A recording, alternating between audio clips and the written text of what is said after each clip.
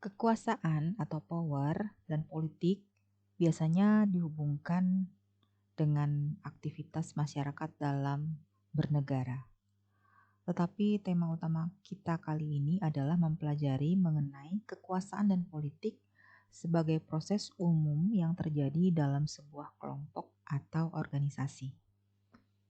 Masih menggunakan rujukan dari Organizational Behavior, 15 Global Edition, Robin and George, bersama Ibu dosen IRKH, masih dengan semangat, ayo belajar, ayo kuat, dan ayo jangan tidak berguna.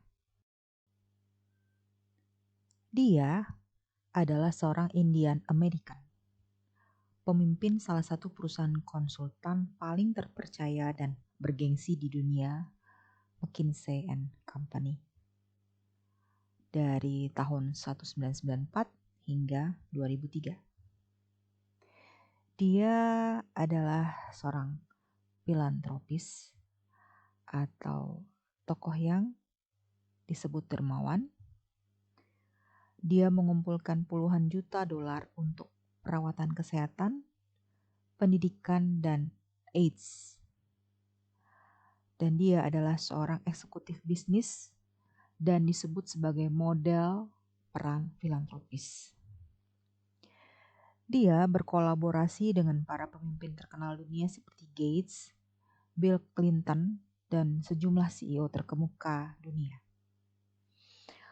Melayani beberapa perusahaan paling dihormati di dunia seperti Goldman Sachs, P&G, American Airlines sebagai chairman.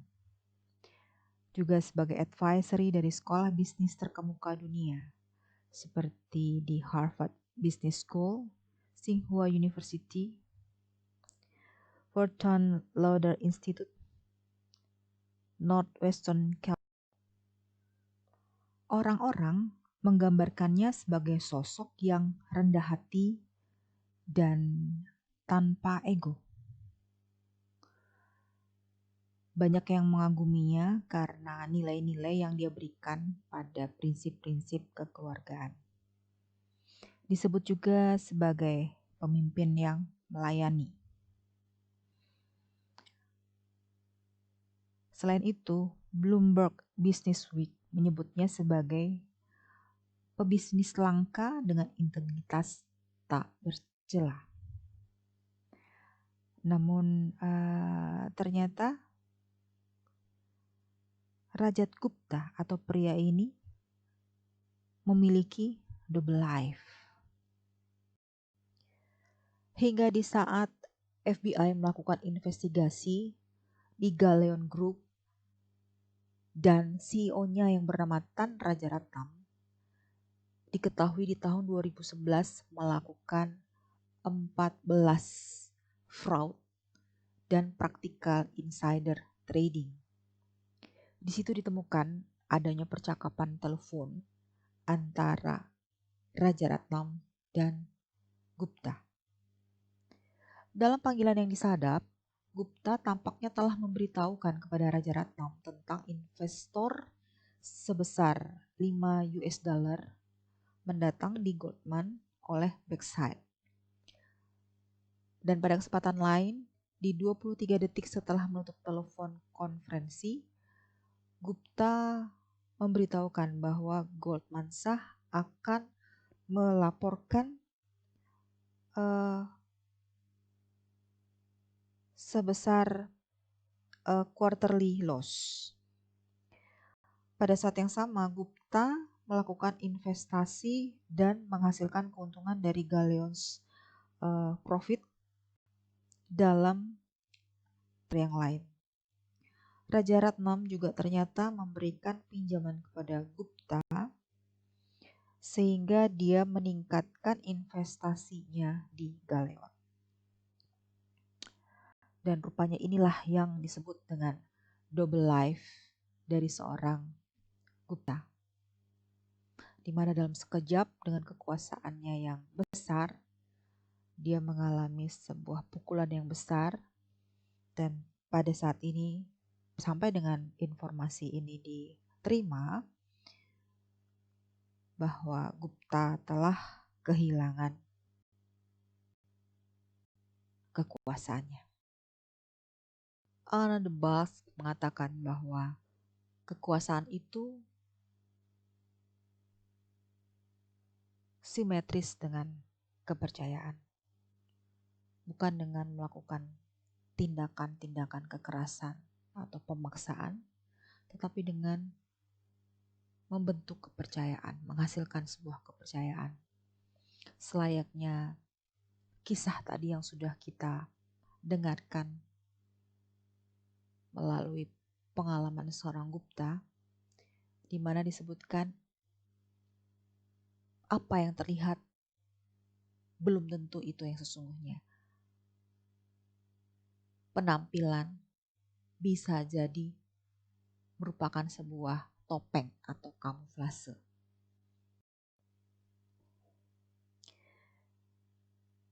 Kita lanjutkan. Di sejumlah praktik penggunaan kekuasaan dan politik itu digambarkan sebagai materi yang tidak umum.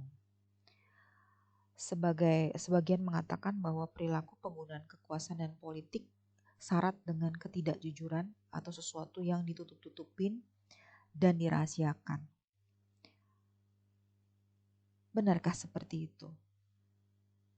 Benarkah berbicara mengenai kekuasaan atau berbicara mengenai politik itu sebenarnya menceritakan mengenai sisi buruk seorang manusia sehingga banyak orang yang tidak berani untuk mengemukakannya lebih terbuka. Sebenarnya kekuasaan dan politik itu bukan merupakan sesuatu yang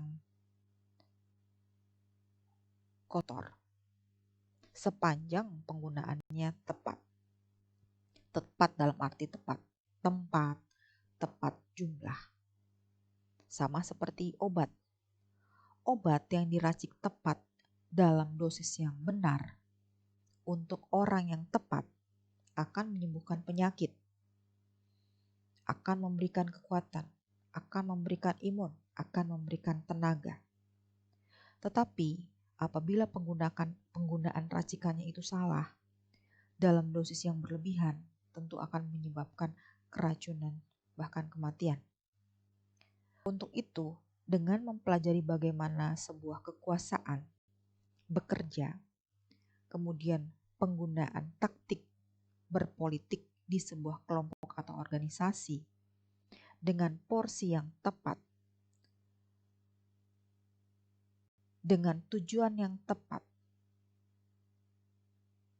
tentu hal ini penting dalam membangun kepentingan manajerial yang efektif. Ada 6 tujuan pembelajaran kali ini. Yang pertama adalah kita akan mendefinisikan kekuasaan dan membedakannya dengan kepemimpinan dan kekuasaannya. Kemudian yang kedua kita akan mengenali majelis kuasa. Yang ketiga menjelaskan peran ketergantungan pada kekuasaan. Kemudian yang kelima mengidentifikasi penyebab dan konsekuensi berperilaku politik. Dan kita turun ke yang keempat, mengetahui 9 taktik kekuasaan. Dan yang terakhir adalah menerapkan teknik manajemen impression atau manajemen kesan. Untuk yang pertama, bagian pertama kita akan mempelajari mengenai apa itu kekuasaan dan membedakan kekuasaan kepemimpinan. Power atau kekuasaan menunjukkan kemampuan A dalam mempengaruhi perilaku B sehingga B akan mengikuti apa yang diinginkan A. Kekuasaan atau power bisa saja ada, tetapi tidak kita lihat di gambar di sini. Di sini ada A dan ada B. Di A ini ada kontrol, di B ini ada ketergantungan. A akan menguasai B bila A memiliki apa yang diharapkan B. Contohnya, orang tua menguasai atau mengendalikan atau mengatur anak-anaknya karena anak-anak masih bergantung kehidupannya pada orang tua. Contoh lain, seorang dosen menguasai atau mengendalikan atau mengatur mahasiswanya karena dosen memiliki ilmu yang dibutuhkan oleh mahasiswa. Demikian juga untuk seorang supervisor terhadap karyawannya atau pemimpin barang atau pemilik barang kepada peminjam barang. Owner terhadap peminjamnya. Leaders menggunakan power atau kuasa untuk mencapai tujuan kelompok. Tentu saja kuasa itu melalui pemberian pengaruhnya kepada orang lain atau karyawan. Di sini kuasanya merupakan media atau alat untuk mencapai tujuannya.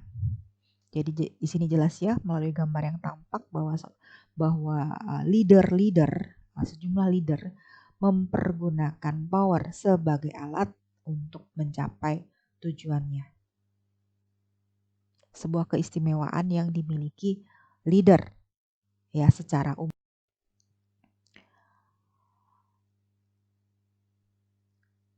Kekuasaan atau power tidak perlu harus mencapai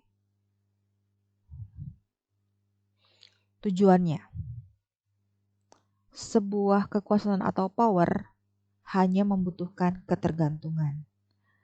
Jadi kita bisa lihat di sini bahwa seorang pemimpin menggunakan kekuasaannya untuk mencapai tujuan organisasi. Jadi di sini no kepentingan pribadi.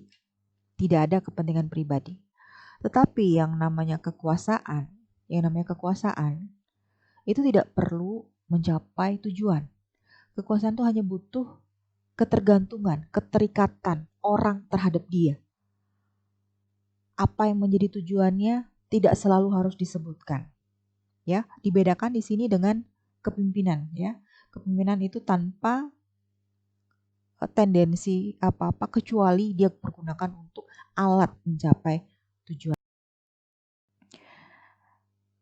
Baik, kita lanjutkan. Apa-apa saja sih jenis kekuasaan atau power? Nah, di sini ada 5 jenis kekuasaan. Bahwa yang 1, 2, 3 ini ada termasuk ke dalam formal power, jadi kekuasaan karena sifatnya formal. Bila sebelumnya kita melihat 3 kekuasaan dalam kategori kekuasaan formal, selanjutnya kita masuk kepada kekuasaan yang sifatnya personal atau dimiliki secara individu. Nah, kekuasaan yang sifatnya personal ini biasanya lebih umum diterima dan lebih luas dan merupakan kekuasaan yang direkomendasikan. Kenapa? Karena ini adalah kekuasaan yang tidak dipaksakan, kekuasaan yang tidak merupakan sebuah imbalan, dan kekuasaan yang tidak karena legal, tetapi berasal dari seseorang yang memiliki kuasa. Yang pertama kita kenal adanya kekuasaan keahlian, expert power. Kita lihat di sini keahlian ini melekat pada pribadi seseorang. Seperti halnya dicontohkan kepada beliau, di sini ada tokoh seorang Bapak Danang Girindrawardana. Beliau adalah seorang yang concern di leadership ya, dan beberapa jabatan yang pernah beliau pegang, sehingga apa yang menjadi pengalaman beliau, yang menjadi track record beliau, kemudian memiliki pengaruhnya sendiri dan membuka pengaruh kepada pihak lain yang kemudian menyetujui dan menggunakan rujukan beliau itu dan bergantung terhadap apa yang diucapkannya, inilah yang disebut expert power itu. Ini sebagai contoh, saya akan bacakan salah satu quotes yang diberikan oleh orang yang punya kekuasaan secara keahlian. Quotes pertama, saya punya ide.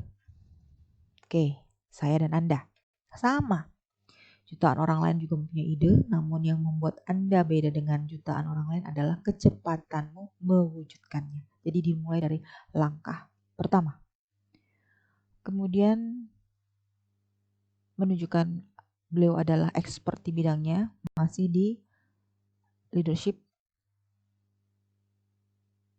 Saya izin kutip ya Pak. Kelemahan atau kekuatan bukanlah warisan, itu adalah pilihanmu sendiri. Dirimu lebih kuat atau lemah tergantung pada ambisimu, bukan ambisi orang lain. Jadi kembali kepada kemampuan diri sendiri.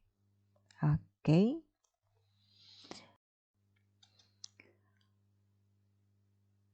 Mas power selanjutnya yang direkomendasikan adalah kekuasaan karena referensi atau reference power. Kekuasaan terakhir ini adalah kekuasaan yang terjadi karena lingkungan memilih sendiri apa yang disukai, yang menjadi ciri khas atau posisi atau lifestyle seseorang. Biasanya ini terjadi karena adanya rekomendasi, adanya cerita, ada pengalaman kerja, ada apa yang dilihat, dan ada kesan yang dalam. Sehingga seringkali figur-figur ini memiliki sejumlah penggemar yang fanatik. Seperti kita lihat di sini ada Michael Jordan, tentu saja dengan bola basketnya. Ada artis-artis Indonesia, kemudian ada si Komeng nih ya, Komeng dengan Jupiter MX-nya, dan juga ada presiden kita Bapak Jokowi ya. Mereka ini adalah tokoh-tokoh yang punya fansnya sendiri, punya penggemarnya sendiri, punya pengikutnya sendiri, karena mereka memang sudah ada di bidangnya sendiri-sendiri. Mana sih kekuasaan yang paling efektif? Nah, adalah yang namanya kekuasaan personal. Tadi kita sudah lihat ya, yang keempat dan kelima, baik kekuasaan expert maupun kekuasaan referensi. Kedua-duanya ini memberikan kepuasan karyawan, ya, memberikan kepuasan kepada tiap-tiap kita, karena berkaitan dengan apa yang dihasilkannya, berupa komitmen dan produktivitas kerjanya. Individu yang memiliki kekuasaan lebih banyak disalahkan atas kegagalan mereka dan mendapatkan porsi besar saat mereka sukses dibandingkan mereka-mereka dengan kekuasaan atau power yang rendah. Di pihak lain, kekuasaan tertinggi akan membutuhkan biaya yang lebih besar untuk ketidakadilan yang terjadi, tetapi mendapatkan benefit yang besar saat kondisi dianggap adil. Ini tentu saja sesuai dengan pemahaman yang sifatnya kuantitas. Tentu yang besar punya konsekuensi yang besar, punya modal yang besar, tapi juga punya risiko yang besar juga. Oke, selanjutnya kita masuk kepada tujuan pembelajaran yang ketiga. Kita akan mencoba memahami mengenai peran ketergantungan dalam hubungannya dengan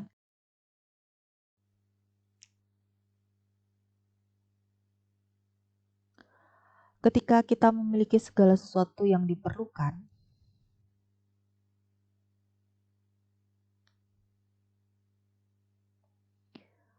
oleh pihak lain atau orang lain dan hanya kita yang memilikinya, maka kita dapat membuat orang lain menjadi bergantung kepada kita. Dan karenanya kita memperoleh kekuasaan atas mereka. Jika sesuatu hal jumlahnya melimpah, maka dengan memilikinya tidak akan meningkatkan kepuasan kita. Inilah yang merupakan postulat ketergantungan. Selanjutnya, apa saja sih yang menciptakan ketergantungan itu? Yang pertama, mengenai kepentingannya, the importance. Jika tidak ada seorang pun yang menginginkan apa yang kita miliki, maka tidak akan mampu menciptakan ketergantungan.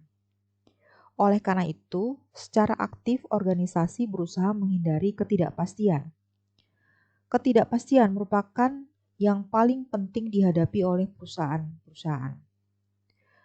Contoh, divisi marketing di beberapa perusahaan akan menjadi ujung tombak perusahaan sehingga menjadi divisi yang penting. Kenapa? Karena mereka lah yang akan berperang untuk mengatasi ketidakpastian, menjadi sesuatu yang pasti. Kemudian yang kedua, kita ada yang disebut kelangkaan. Kelangkaan itu merupakan jarang terlihat, jarang ada sehingga akhirnya menjadi menarik. Contoh, seseorang dengan kemampuan multibahasa, menguasai 5 bahasa, sampai saat ini masih akan dianggap langka. Sehingga nilai kehadirannya adalah penting dalam sebuah kelompok. Kemudian yang ketiga, kebergantungan itu terjadi karena tidak ada yang menggantikan. Just only one. Just only one. Semakin tidak ada barang pengganti, maka makin besar pengendalian kekuasaan yang dimiliki oleh suatu sumber daya. Contohnya, adanya satu-satunya profesor dalam suatu universitas dapat dianggap tak ada penggantinya, sehingga profesor tersebut dianggap menjadi nilai utama perusahaan, menjadi yang super, menjadi yang paling atas, menjadi superior, sehingga tidak mungkin dan sulit untuk digantikan.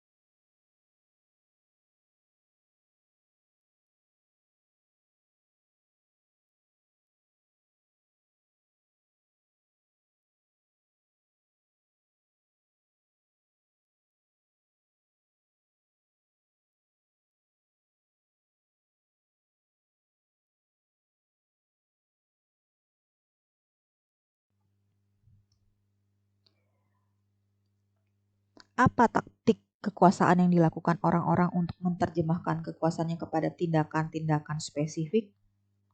Baik, kita akan mengenali 9 tata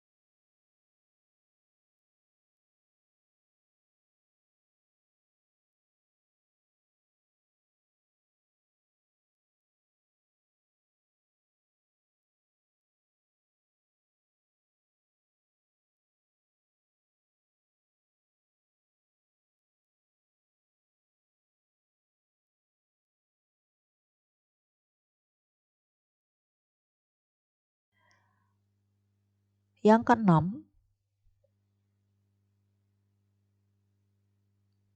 personal appeal atau daya tarik pribadi. Biasanya ini merupakan sebuah daya tarik atau kepatuhan atau manut karena ada dasarnya sebuah hubungan, misalnya hubungan persahabatan yang tidak mungkin bisa ditolak.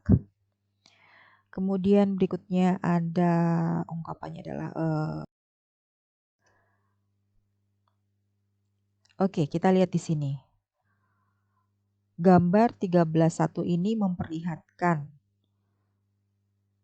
adanya, ya kita lihat di sini ada pengaruh kepada atasan, mempengaruhi bawahan, dan mempengaruhi level setingkat.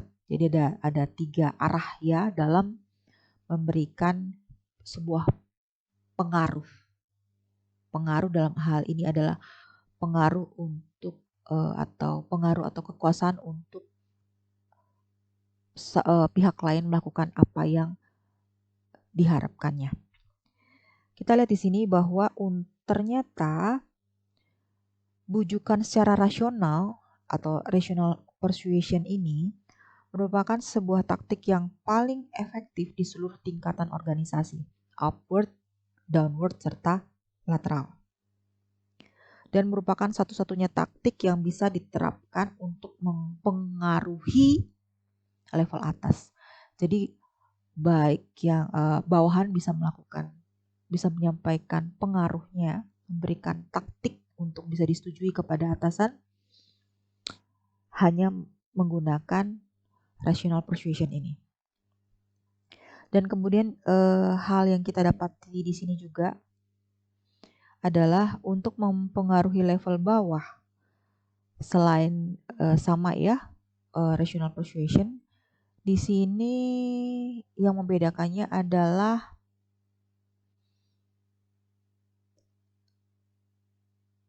adanya bisa dilakukan pressure, serta inspirational appeals ya. Ini bisa dipahami karena apabila perintah ke bawah itu harus diberikan sebuah motivasi atau inspirasi yang membuat mereka bergerak.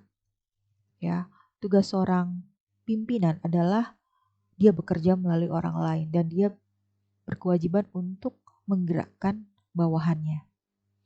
Atau berkebalikan dengan pemberian inspirasi adalah bawahan bisa dilakukan tekanan. Tekanan dalam arti memberikan punishment apabila ada sebuah komitmen yang dilanggar, tentu saja dengan perjanjian kedua belah pihak. Oke, ini yang membedakannya. Sedangkan kalau lateral atau setingkat, di sini yang menarik adalah selain bujukan rasional yang sama antara dengan downward serta upward, di sini dapat digunakan daya tarik pribadi, ya, personal appeal serta koalisi, ya, daya tarik pribadi serta koalisi untuk menggerakkan rekanan sejawat dalam arti persahabatan dan kebersamaan dan kemungkinan untuk bekerja sama atau koalisi.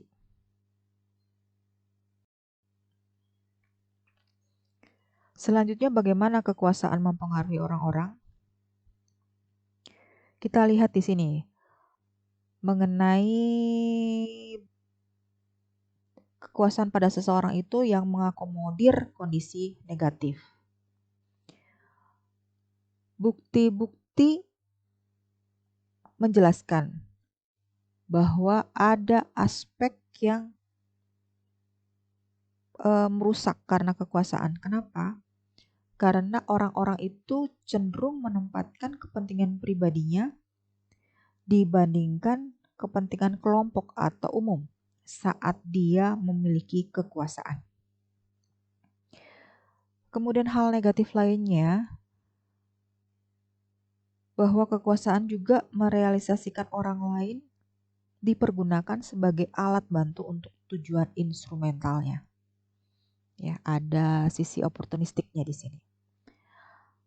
Selain itu, orang yang berkuasa dan pada posisi harus bereaksi apabila secara negatif terhadap ancaman, mereka tidak segan-segan mencemarkan nama baik orang lain karena memang pada posisi di atas tentu saja. Dan kemudian hal negatif berkaitan dengan kekuasaan, kemungkinan lain yang terjadi adalah orang berkuasa biasanya cenderung mengambil keputusan untuk diri sendiri ketika sudah berhadapan dengan resiko moral. Kemudian bagaimana kekuasaan mempengaruhi orang-orang berdasarkan fakta-fakta yang ada di lapangan. Ditemui bahwa kepribadian pencemas, kekuasaan ini tidak akan merusak. Kenapa? Karena pengguna kekuasaan dari kepribadian pencemas akan jarang menggunakan kekuasaannya. Apalagi bila dia menganggap bahwa kekuasaan itu hanya menguntungkan dirinya sendiri. Dia lebih cenderung untuk bersikap hati-hati dalam menggunakan kekuasaan, walaupun harus menggunakan. Kemudian yang kedua, untuk mengkontrol efek buruk dari kekuasaan yang salah adalah melalui sistem organisasi. Jadi organisasi ini merupakan sebuah monitor. Kenapa? Karena apabila seorang pimpinan ada pada posisi di level atas, dia tentu saja punya tanggung jawab pada organisasi, sehingga kesempatan untuk melakukan hal-hal yang sifatnya mementingkan diri sendiri tentu lebih sulit untuk dilakukan.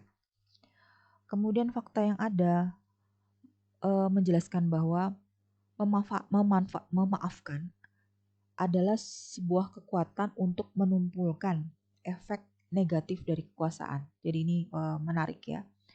Karena dengan mengekspresikan rasa terima kasih, hal itu akan mengurangi efek agresif untuk berkuasa dan menekan. Ya. Kemudian yang terakhir, orang-orang yang cenderung untuk menyalahgunakan kekuasaan adalah ternyata mereka yang memiliki status yang rendah dan ingin memperoleh kekuasaan. Mereka yang memiliki status rendah cenderung akan merasa terancam dan ketakutan. Dan inilah yang digunakannya dengan cara yang negatif jika kekuasaan diberikan kepada mereka. Yaitu mereka akan cenderung menyalahgunakan kekuasaannya.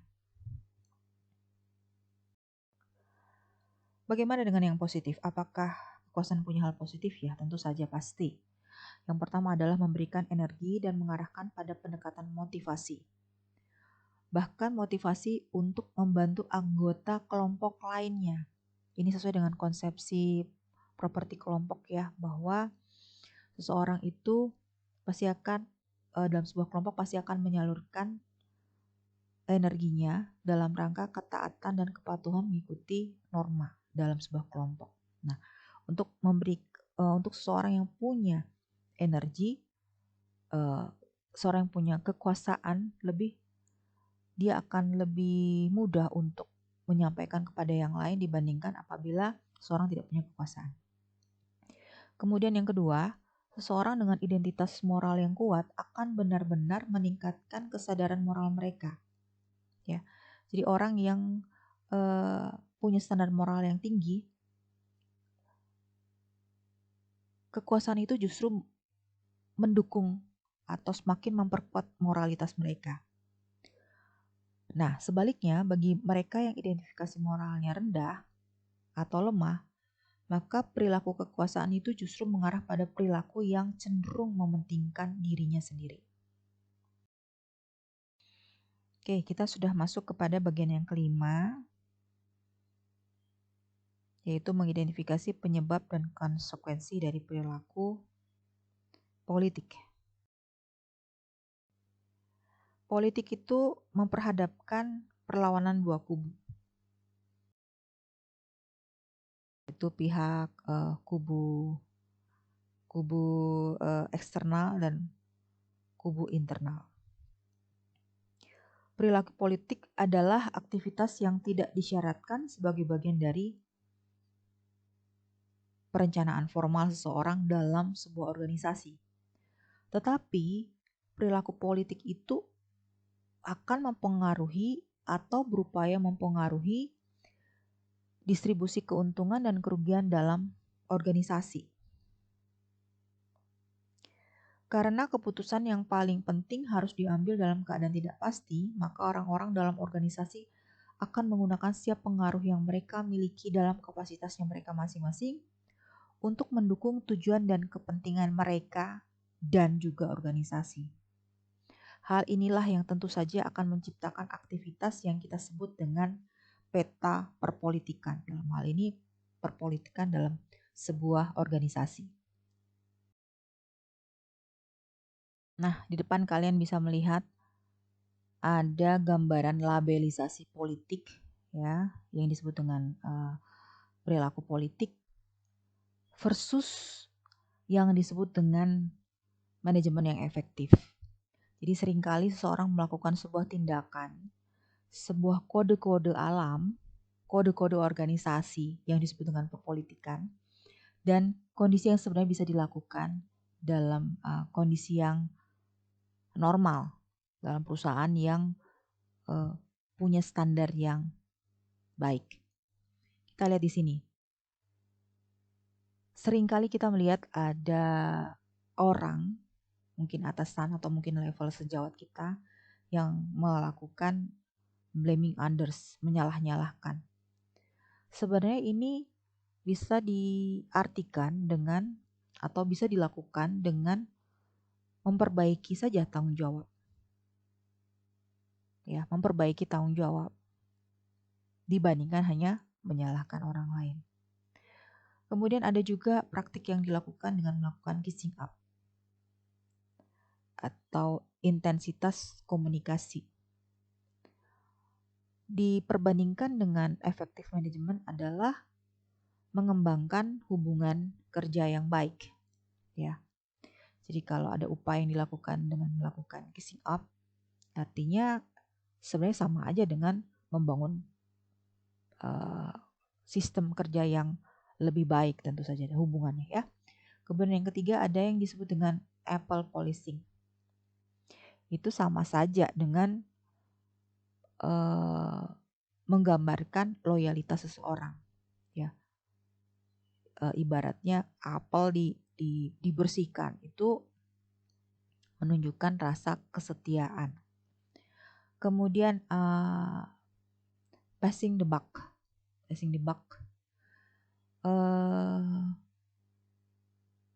mengestafetkan lemparan, ya. Itu diartikan sama aja dengan mendelegasikan otoritas. Ya, seringkali kita melihat orang melempar-lemparkan tanggung jawab, ya. Itu sebenarnya sama saja kalau kita membuat delegasi otorisasi yang baik. Atau menutup-nutupi apa yang terjadi di belakang sebenarnya bisa diselesaikan dengan melakukan setiap keputusan, kita melakukan dokumentasi sejumlah keputusan yang sudah dihasilkan. Kemudian ada yang perilaku yang dilakukan dengan menciptakan konflik. Konflik itu sesuai dengan teori yang pernah kita pelajari mengenai emosi, sebenarnya itu bisa mendorong adanya perubahan dan inovasi yang baru, yang memberikan sebuah angin segar pada saat terjadi konflik. Kemudian ada perilaku forming coalition, membentuk blok-blok koalisi. Nah, ini bisa dilakukan sebenarnya dengan memfasilitasi adanya tim kerja. Kemudian ada yang namanya whistleblowing. Sama halnya dengan melakukan peningkatan efisiensi. Kenapa? Seringkali orang yang memberikan sebuah kode, meniup, ya, peluit, itu memberikan shortcut, memberikan jarak yang cepat untuk seseorang segera atau sekelompok orang bisa langsung concern kepada siapa sih sumber suara. Dan ini yang ditekankan atau digambarkan dengan improving efficiency. Kemudian licik, ya, skimming ini supaya tidak terjadi praktik licik itu, apa yang harus dilakukan adalah melakukan perencanaan yang matang ke depan. Kemudian overachieving, ya, berlebihan, ya, itu menggambarkan kompetensi dan kemampuan. Ambisius,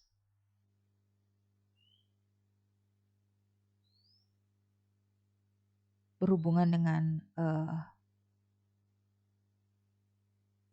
karir, ya, ambisius hubungan dengan karir. Kemudian opportunistic, ya, selalu mengambil celah atau manfaat.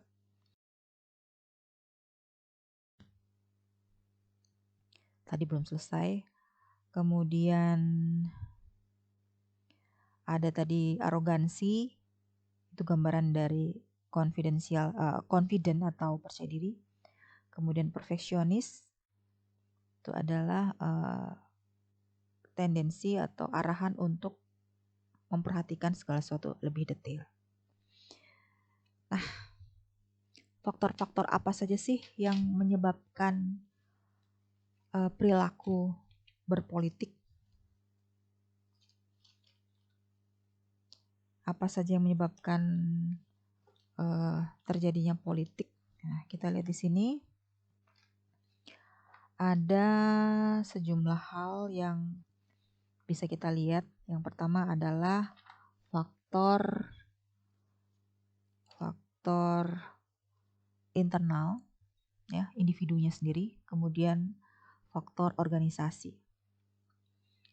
Di sini untuk individunya, untuk orang-orang yang punya monitoring yang tinggi terhadap dirinya, ya, dia detail memperhatikan dirinya, biasanya dia peka terhadap perubahan yang terjadi di luar. Kemudian kemampuan dia untuk mengendalikan apa yang terjadi bagi dirinya, itu juga yang akan dilakukan di luaran. Ditunjang dengan personality yang Machiavellisme, di mana kita akan lihat bahwa seseorang itu dengan pribadi Machiavelli, dia cenderung suka memanipulasi atau suka melakukan create yang berbeda. Kemudian adanya investasi di organisasi, kemudian ada sejumlah pilihan pekerjaan di luar sana. Jadi dia menganggap bahwa apa yang ada saat ini tidak merupakan sebuah beban, dan kemungkinan seorang itu yakin akan apa yang menjadi langkah-langkahnya, dan dia percaya bahwa itu akan menuju kepada kebaikan. Itu akan mendorong seorang untuk melakukan perpolitikan, ya. Nah, ini secara individual akan match apabila didukung oleh situasi atau kondisi organisasi itu sendiri. Nah, kalau dalam organisasi ini terjadi perubahan, alokasi, ya, realokasi sumber daya, resources yang ada, ya. Seringkali orang mengatakan, oh itu tidak adil atau itu tidak pas, sehingga reaksi dari organisasi itu, reaksi dari individual untuk ikut berperan memanipulasi atau meng-create dalam organisasi menjadi sebuah langkah-langkah politis. Kemudian ada kesempatan promosi, di sini kita lihat juga ada low trust, ketidakpercayaan. Kemudian adanya peranan yang tidak jelas juga, kinerja yang tidak jelas, ya. Praktek zero sum reward, kemudian kondisi demokrasi, adanya tekanan terhadap kinerja, serta monitoring yang cukup kuat dari senior manager. Ini yang membuat akhirnya perilaku politis itu bergerak dari low ke high, tergantung dari seberapa besar sih akumulasi, seberapa besar sih realisasi potensi yang mematchingkan yang mengkombinasikan antara faktor individu dan organisasi ini. Nah, pada titik-titik di mana perilaku politis itu tinggi, ya, akan nanti melahirkan yang, dan di satu masa perilaku politik yang tidak siap diterima seorang karyawan akan menyebabkan karyawan itu tidak nyaman, ya. Ada beberapa respon yang dianggap menakutkan bagi karyawan karena terjadi politik yang mungkin pada tingkatan yang tinggi. Bisa jadi dia akan tidak puas dalam bekerja, bisa jadi meningkatkan keresahan dan meningkatkan stres, dan juga ada kemungkinan yang terjadi adalah meningkatkan turnover, banyak yang keluar, dan juga produktivitasnya, kinerjanya juga menurun.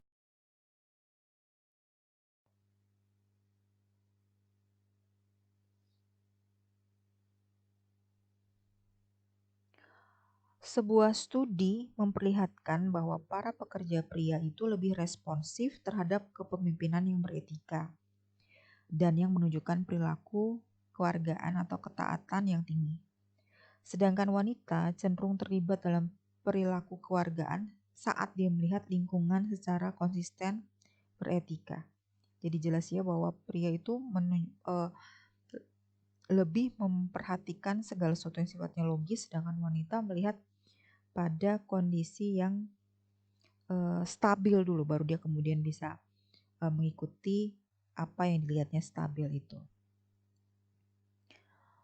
Nah, apabila seseorang tadi ya dikatakan bahwa ada kondisi-kondisi tidak nyaman yang terjadi sehingga karyawan itu merasa terancam, merasa depresi, merasa tertekan, merasa tidak nyaman bekerja di situ, atau pada titik tertentu dia keluar, itu sebelum terjadi titik yang makin meningkat, ya, mereka akan memberikan respon-respon sebagai tanggapan terhadap kondisi politik yang dia rasa tidak nyaman. Apa saja yang mungkin dia lakukan? Bisa saja dia menghindari untuk beraksi. Apalagi mungkin juga dia menghindari untuk disalahkan. Atau juga dia menghindari untuk berubah.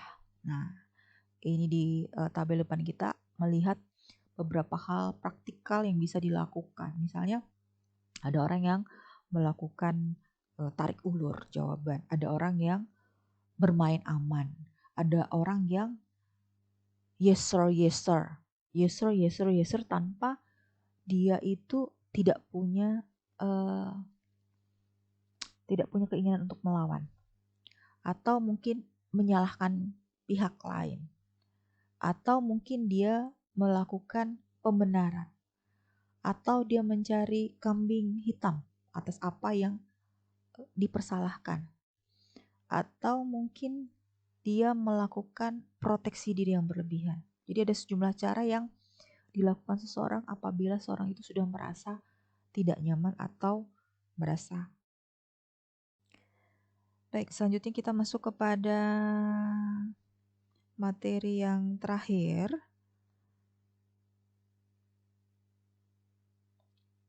yaitu teknik manajemen kesan. Apa itu manajemen kesan? Manajemen kesan adalah proses yang mana individu berupaya untuk mengendalikan kesan lainnya yang membentuk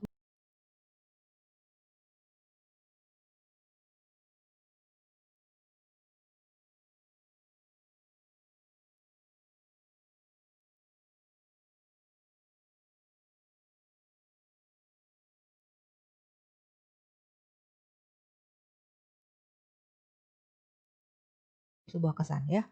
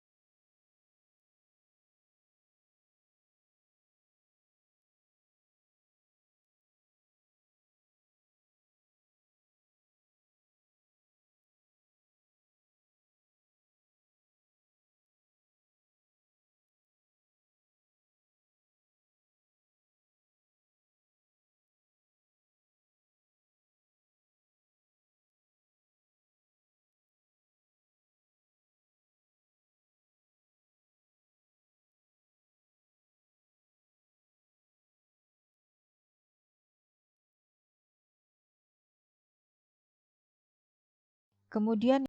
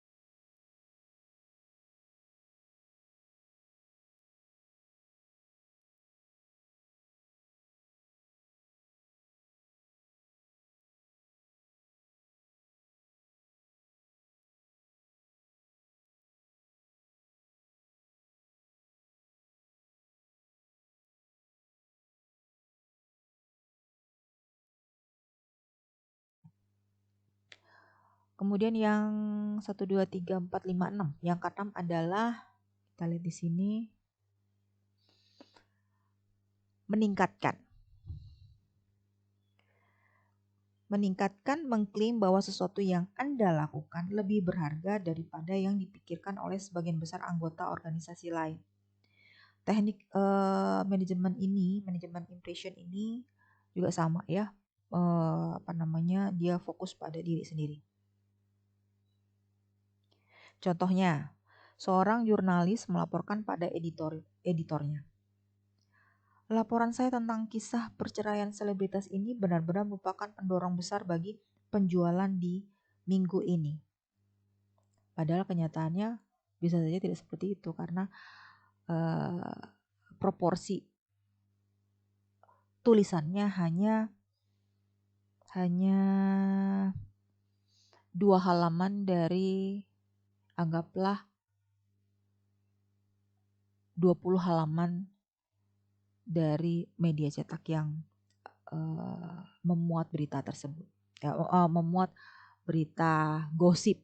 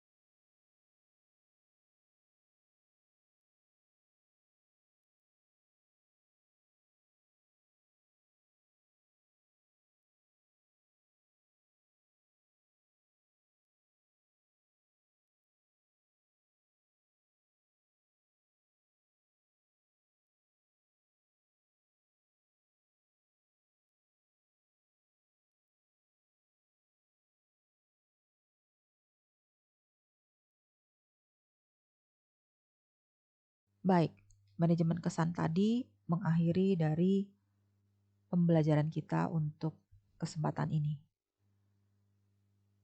Kekuasaan dan politik. Tetap semangat, tetap berkarya, dan terima kasih atas perhatiannya.